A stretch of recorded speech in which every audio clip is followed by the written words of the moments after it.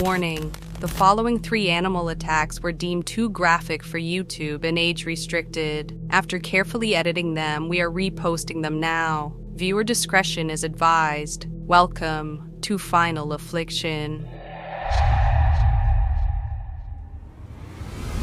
Sharm el-Sheikh is a city found on the tip of the Sinai Peninsula in Egypt and is a popular destination for tourists due to its sandy beaches and luxurious resorts. With a rich and diverse marine habitat, many people come just for the swimming, as they can watch the fish swim amongst the colorful coral reefs. What most people don't know about this resort city is that it was terrorized by sharks in 2010. This spate of attacks began with 2 women, 48-year-old Olga Martchenko and 70-year-old Lyudmila Stolyarova, both on holiday from Russia. Although at the time they only had their nationality in common and didn't know each other, they would end the day in the same helicopter, being airlifted to an intensive care hospital to treat the injuries that they inflicted within minutes of each other. First, let's take a look at Olga Martchenko and the events just before her attack.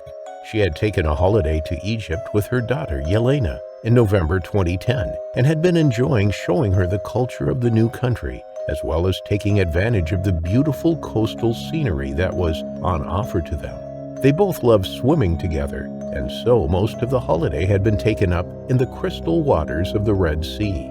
On the day of the attack, the mother and daughter had decided to have one last swim before choosing somewhere to eat, but they would never make it to their lunch date.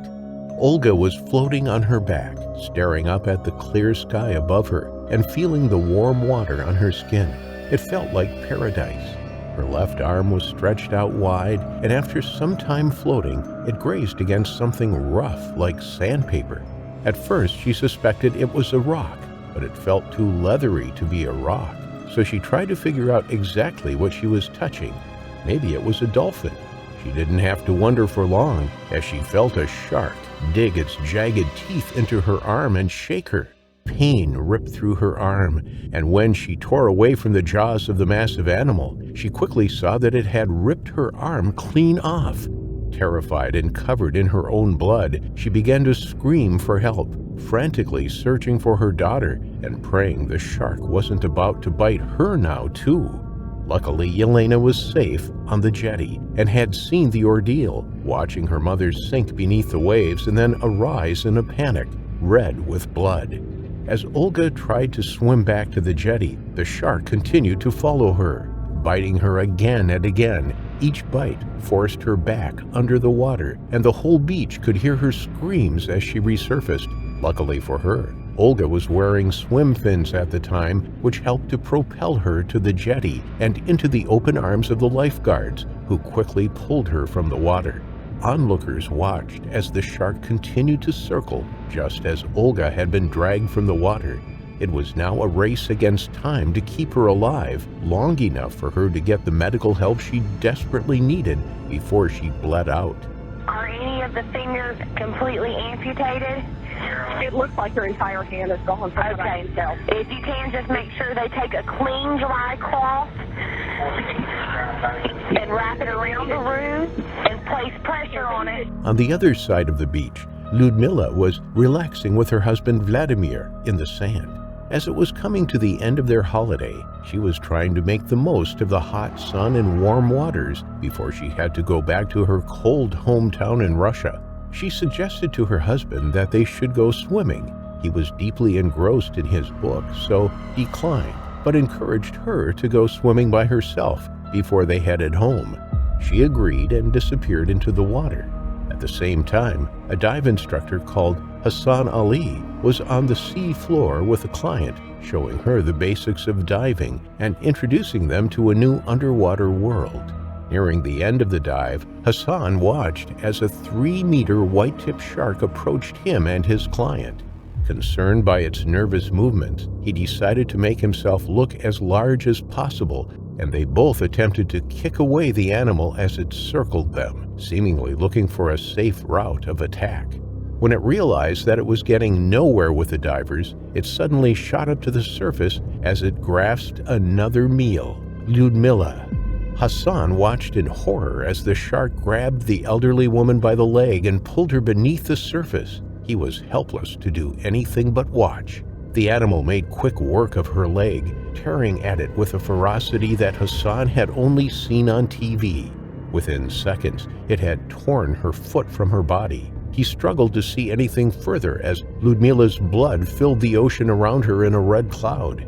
Worrying for his client, he quickly brought her to the surface and handed her off to a colleague before diving back in to help the woman he had just witnessed being torn apart by a shark. He began to shout to everyone on the beach to get out of the water and that there was a shark attacking swimmers, but everyone already knew. They had already seen Olga getting attacked just 10 minutes earlier. As the lifeguards pulled Olga onto the jetty, they suddenly heard the screams of another woman, and upon looking towards the source, they could see an elderly woman covered in blood. They realized that the shark that had attacked Olga was not finished, and immediately began to evacuate the beach. With the help of Hassan, they were able to pull Ludmila from the water and lay her next to Olga as they attempted to slow the bleeding of both victims. Within a few minutes, they were picked up by ambulances and taken to the nearest hospital, but their ordeal was far from over. The paramedics struggled to keep both women alive as they fought to stop the extreme blood loss and shock from killing them both. Olga went into cardiac arrest during her transportation, but was miraculously resuscitated before she reached the hospital. In the operating room, the medical staff were finally able to see how severe Olga's injuries really were. The shark had removed most of her hand below the elbow, forcing surgeons to partially amputate what was left of her limb. Aside from her missing hand, she had a giant chunk taken out of her buttocks, so much so that a section of her spinal cord was visible. She was lucky not to lose her legs. She was given 6 units of blood to replace all that she lost in the water before being sent to intensive care for monitoring. Ludmila was also rushed into the operating room where she was assessed to see how they could save her life. Her left foot had to be amputated from where the shark had initially grabbed her, ripping her foot from her body. As she had tried to fight off the shark, it had grabbed her by her right arm, and out of instinct, she had pulled her arm from its mouth. This action tore her skin from her arm, leaving the bone fully exposed before the animal severed her hand entirely. Her wounds were cleaned and closed as best that they could, administering her with 2 units of blood. The women remained in hospital in Cairo for 2 months before being airlifted together to Sheremetyevo International Airport near Moscow until they were able to be released back home. Their recoveries were long and arduous, with Olga's wounds even becoming septic once she arrived back in Russia. But eventually both women were able to make a full recovery, their bodies covered in scars. The shark responsible for the attacks was photographed by the client diving with Hassan Ali and had a distinctive notch from its fin, leading to an investigation as officials tried to locate the aggressive shark. It was soon identified as the perpetrator of the next 3 attacks, the last one killing an elderly German tourist. The shark was never caught, but was spotted by diver operators a few months later. Shockingly, videos were taken of a dive master hand-feeding this shark, a practice that has now been banned. It is thought that the hand-feeding of sharks contributed to the attacks that week as they became less frightened of humans and thought of them as a source of food. This might explain why the shark had bitten both women on the arm, possibly expecting it to be holding food. The divers would carry the food in a pack above their buttocks, which gives an indication as to why Olga's buttocks might have been bitten that day. This story was one of the worst shark attack sprees in modern history and brought a fear of the ocean to the locals for years to come, fearing that if they entered the waters, they would be next to be attacked and possibly meet their terrifying final affliction. Before we get to the fate that befell Shizuka Matsuki, we need to take a look at the circumstances that led the 47-year-old to that particular pond on June 8, 2018. Shizuka loved her home in Florida. Ever since their family moved to the United States from Japan, she'd been entranced by the stunningly wild nature of the Everglades. When her son, Katana, was still a schoolboy, they'd go off looking for turtles that got stranded on busy roads to bring them back to the safety of the water. She was an avid bird watcher, loved to fish, and she brought every hurt, lost, or abandoned animal home that she came across in her many trips out into the swamps. In the years since Katana had gone off to college, she'd acquired 3 rescue dogs, Junior, Paco, and Momo. Paco was a pit bull who was so violent that he was set to be euthanized, but under Shizuka's care, he'd become a lovable cuddle bug, hell-bent on drooling his beloved mistress to pieces. She often joked that if she ever won the lottery, she'd spend all of the money on opening an animal sanctuary so that she could save every animal in Florida. The neighborhood that she and her husband, Yokio, lived in was not the safest or friendliest one. Even though their closest neighbors adored the Matsukis, Shizuka had met some very attacks when she was out walking her dogs at the surrounding ponds and streams. Once, a woman even tried to run over Momo with her car. After this incident, Yokio insisted that Shizuka stop walking their dogs anywhere near these hostile areas. So she started loading them into her car and driving a mile or 2 away to walk them in safer places instead. This arrangement went very well for quite a few months. Shizuka enjoyed the unfamiliar scenery and the opportunity to run across some new critters and creatures. That is, until April. A handful of gator sightings made the rounds as people shared photos and video footage they'd captured on their phones. One behemoth alligator was spotted, a 12-foot monster that had taken up residence in Silver Lake's Rotary Nature Park. Since he knew that this park was an area his wife liked to frequent, Yokio advised her to stay away for the time being, at least until he got back from his business trip. He would only be away for a week, so it wasn't too much to ask that Shizuka wait a few days until Yokio could accompany her on their walks. But the week dragged by, and the 3 canines were getting restless. Shizuka did take them out on short walks around her immediate neighborhood as often as she could, but they were not so easily satisfied. The trio were used to more freedom, especially since Shizuka took them out for walks where they were so far removed from people that it was safe for them to be taken off their leashes for a swim in the many waterways around Florida. And Shizuka herself was starting to get frustrated too. She and her dogs were out and about on most days, so an entire week spent almost entirely indoors made them all miserable. When she got up on Friday morning, Shizuka decided enough was enough. She wasn't going to hide inside her house from a few lizards. She'd seen plenty of them before, and her mutts were more than capable of warning her and protecting her if anything were to happen to her. When she grabbed the leashes, Momo, Paco, and Junior were beside themselves with joy. They didn't wait for Shizuka's command. They jumped into the back of the car the moment she opened the door for them. They yipped and howled for the whole 15-minute drive until they reached Silver Lakes. Shizuka parked her car in the lot and walked the happy trio on their leashes until they were well out of sight of people. Before long, the canines were all soaking wet, covered in mud, and properly winded. Every now and then, Shizuka threw a rubber ball for them to catch and bring back to her. Eventually, they reached a good-sized pond. The dogs were nearly dry from the dip they took in a smaller pond some ways back, and Shizuka thought it would be a good idea to allow them one last swim before heading back to the car. They could dry off again on the walk back.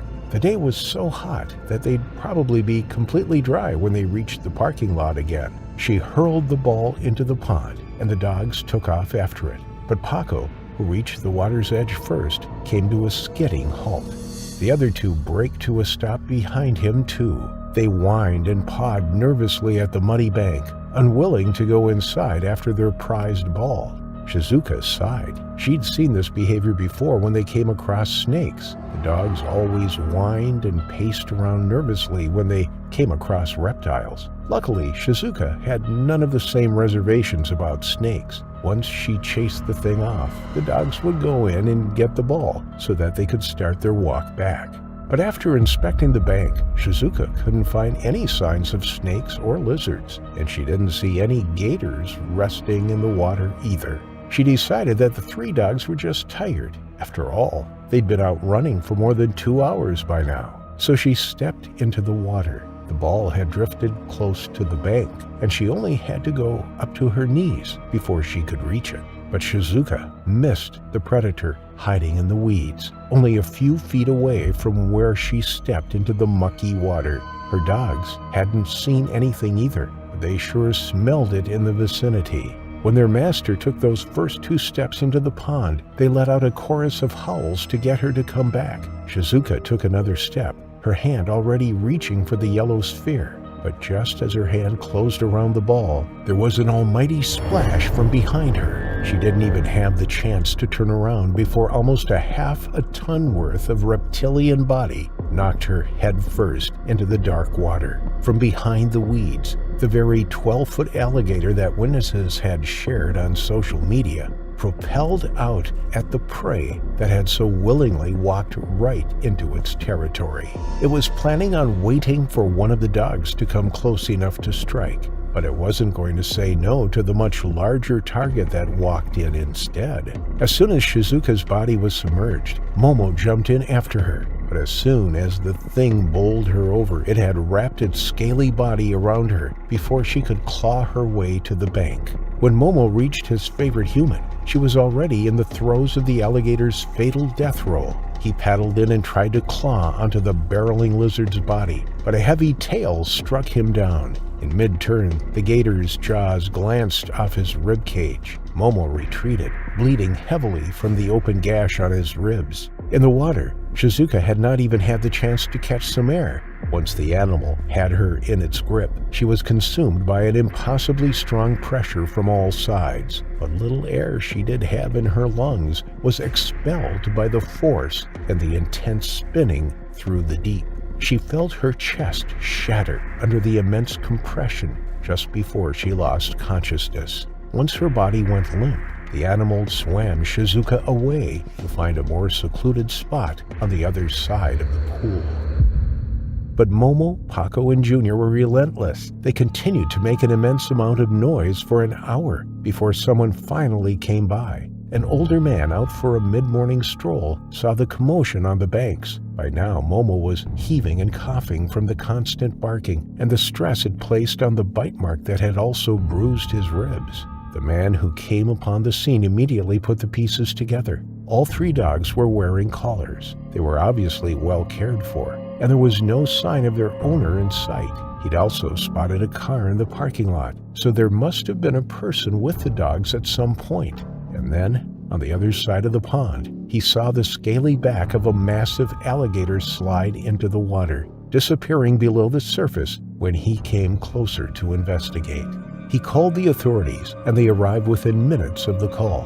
While animal control rounded up the panicked dogs, police ran the car's plates and discovered that it belonged to the Matsukas. The phone call to Yokio sent chills up his spine. Despite his warnings, Shizuka had gone out anyway, and he knew in his gut that the police were probably right.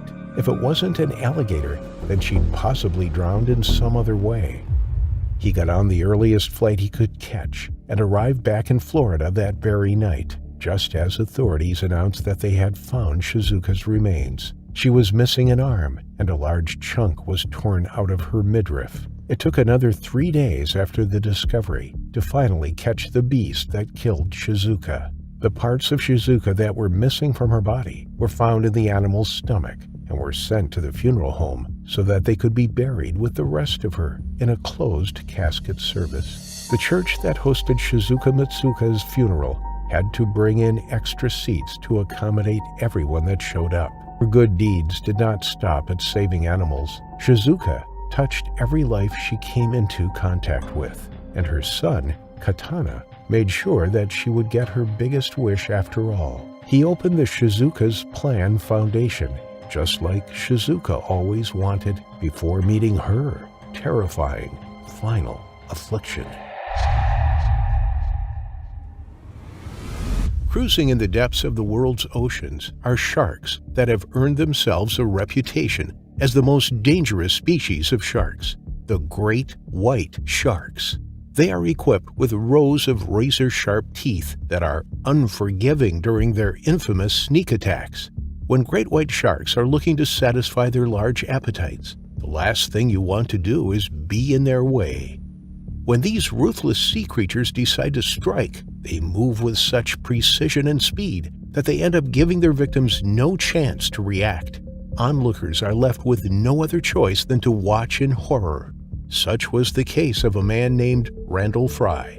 A 50-year-old father of one was an ocean enthusiast who loved to spend every waking moment in the expansive oceans. So on 15th of August 2004, same as any other suitable day, Randall could not resist the urge to go to the ocean, and so, together with his longtime diving buddies Cliff Zimmerman and Red Bartley, he heeded the call, and they all set out to the Mendocino coast of abalone.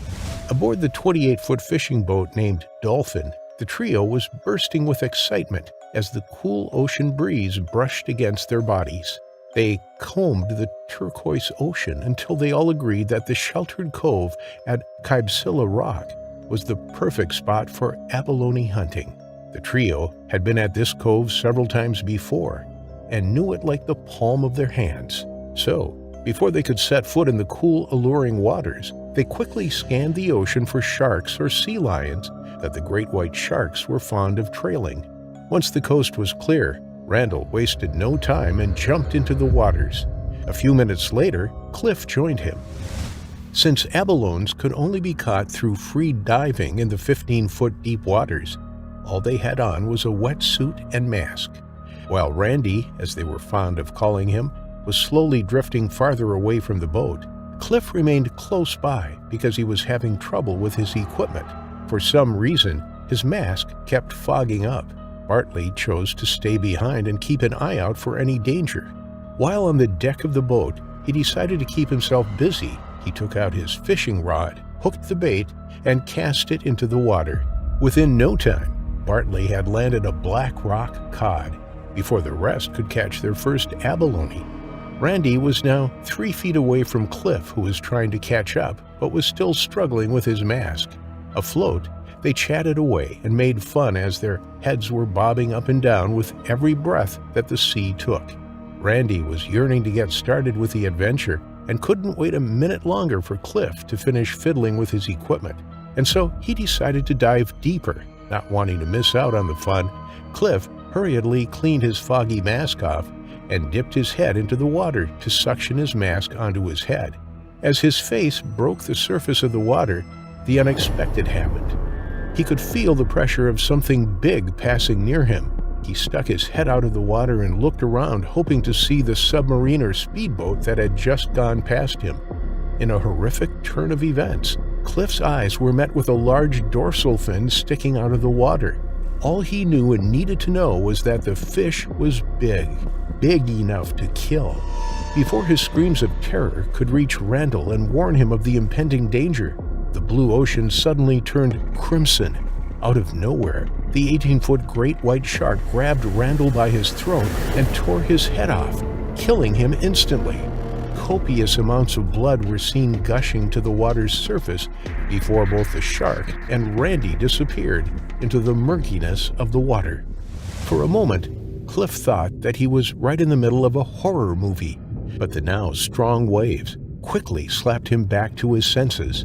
Cliff, who had spent a good amount of his life on this coast, had heard of many previous shark attacks, but none was fatal. And for a shark attack as fatal as Randy's to happen right before his eyes, it was unbelievable.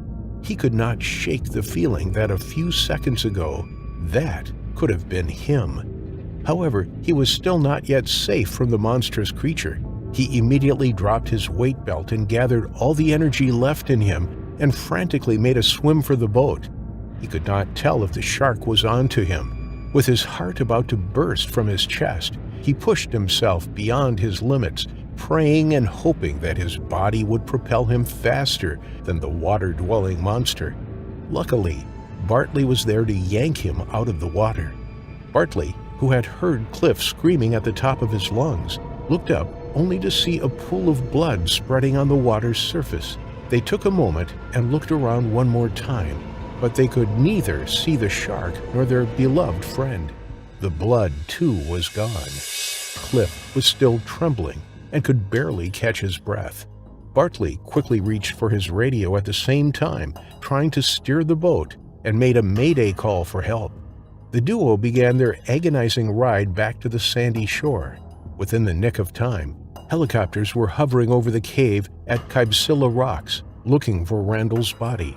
Sadly, their efforts were fruitless. As dusk came, the team dispersed. Bartley began his drive back home, but first he needed to make another call. He called Randy's mom and broke the news to her. The following day, in a haunting twist, while recounting their interaction with Randall, Cliff remembered that during one of their usual bunters, Randy had mentioned that a shark might get him in the future. Little did he know that the premonition would come true, and in the most horrific way possible, and that his friends would be left watching in horror.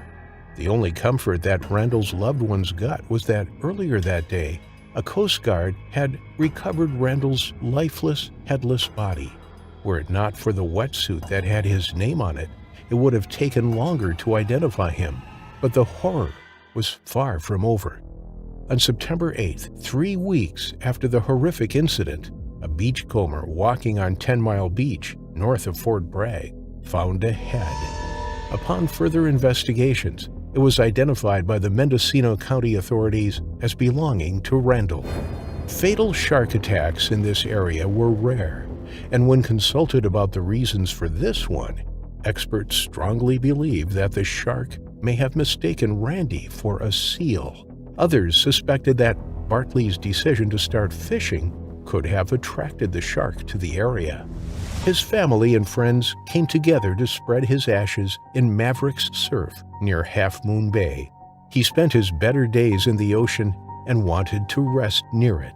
Many described him as a generous man whose absence would be greatly felt by his community.